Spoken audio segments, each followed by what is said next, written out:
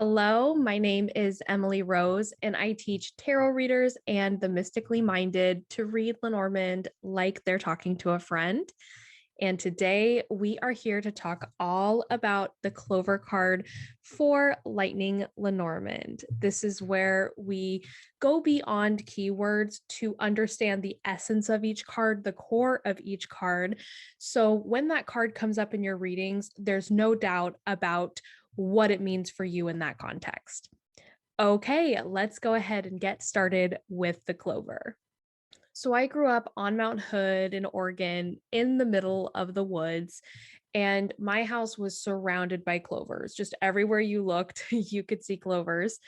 And every time I went outside, I would glue my eyes to the ground for at least a little bit looking for that four-leaf clover. And I never found it when I was actually looking for it. It wasn't until one day I was sitting at the creek with my collie dog and reading a book. I was a book nerd for sure. And I looked down by his paw and I saw the one four-leaf clover that happened to be growing in that area. And I wasn't looking for it at all. It just found me. And what I felt in that moment was excitement. I felt like I was in the right place at the right time, happenstance, serendipity of some kind. And I also felt like it was almost a sign from at the time I thought angels or guides that were looking down on me and giving me a little sign is almost what it felt like. Now, that kind of luster of the moment, I look back on it and still remember it, and it makes me happy. But honestly, it only lasted about a day or two before I had moved on and thought about other things, right? And I think just in that little nutshell of a story that I just told, that is the essence of the clover. It's exciting to find a clover. It feels like you're being looked after almost, like you're getting a sign, but at the same time, it's not something that lasts forever. It's almost like a surge or a jolt of energy that can maybe propel you to do other things or to feel open to receiving things, but it's not necessarily going to stick around forever unless you see cards modifying it. Let's look at the Clover card in different contexts.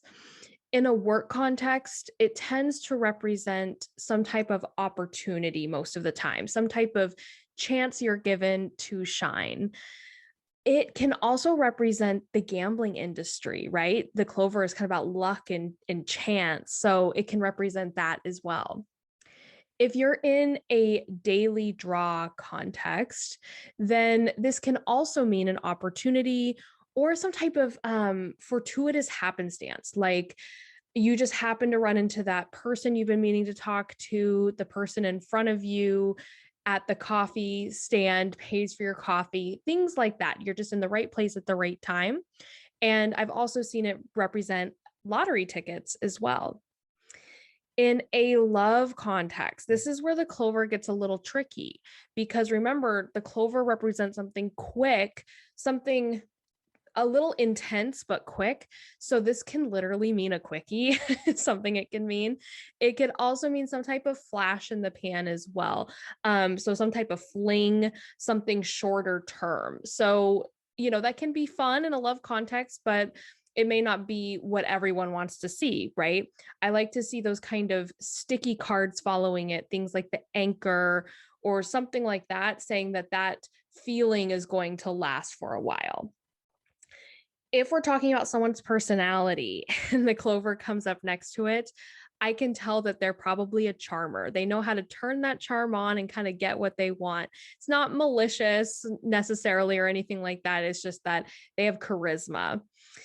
In a grand tableau, when the clover comes up for me next to a signifier card, it tends to show that they just kind of get what they want and they don't have to work too hard at it a lot of times, especially when it's at the top left of the tableau for me. That's what I've noticed with the clover card.